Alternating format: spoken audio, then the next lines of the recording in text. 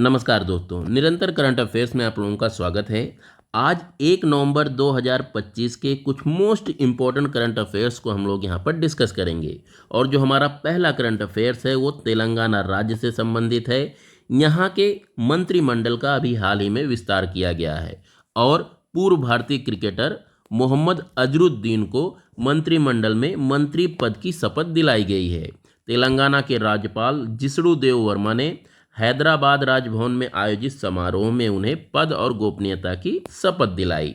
मोहम्मद अजरुद्दीन भारतीय क्रिकेट के बहुत वर्षों तक कप्तान रहे और अब उन्हें कांग्रेस के टिकट पर तेलंगाना मंत्रिमंडल में मंत्री पद की शपथ दिलाई गई है। तो ये करंट अफेयर्स आप याद रखिएगा।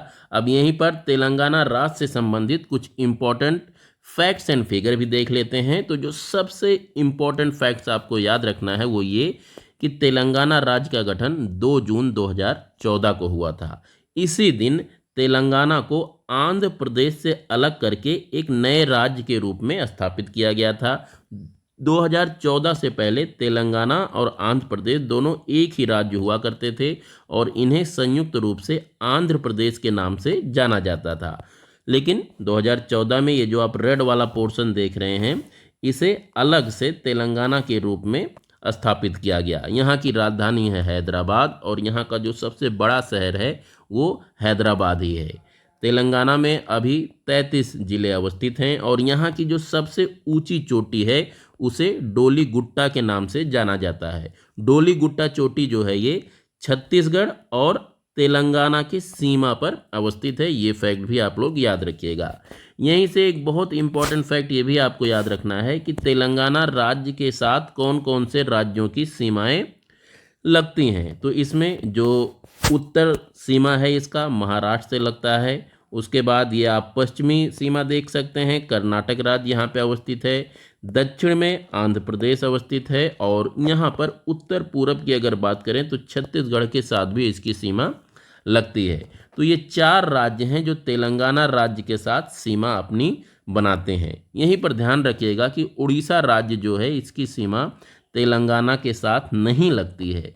नहीं, इस पर फोकस कीजिएगा कि नहीं लगती है उड़ीसा राज्य की सीमा तेलंगाना के साथ।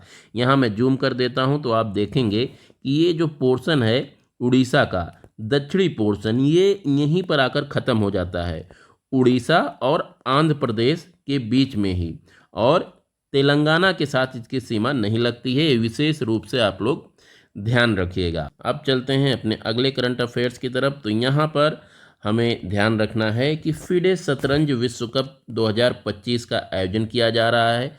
कहाँ पर आयोजित किया जा रहा है ये पूछा जाएगा तो गोवा में इसका आयोजन हो रहा है। गोवा में ही एक स्टेडियम है, doctor Shyama Prasad Mukherjee indoor stadium.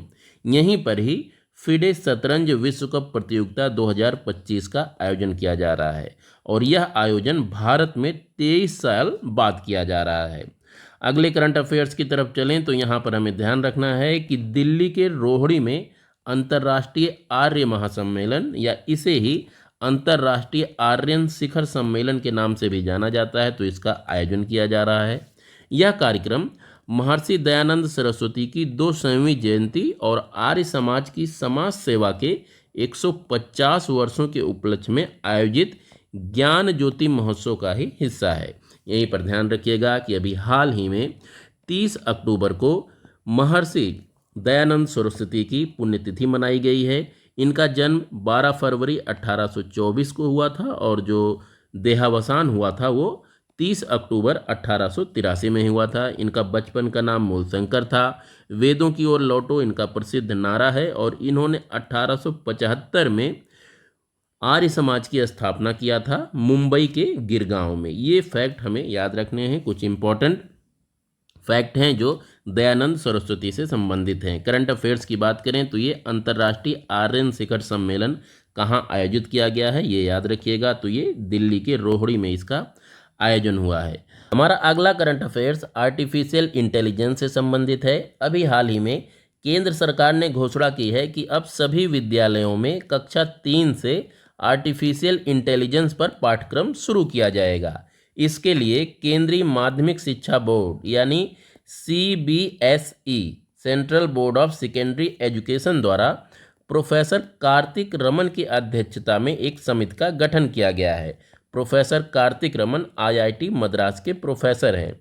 इन्हीं के नेतृत्व में केंद्रीय माध्यमिक शिक्षा बोर्ड ने आर्टिफिशियल इंटेलिजेंस और कंप्यूटेशनल सोच पाठ्यक्रम विकसित करने के लिए एक समिति का गठन किया है। तो ये इम्पोर्टेंट है, कार्तिक रमन, इन्हें याद रखिएगा। तो ये थे आज के कुछ इम्पोर्टेंट करंट अफेयर्स। कल फिर मिलते हैं दूसरी वीडियो में।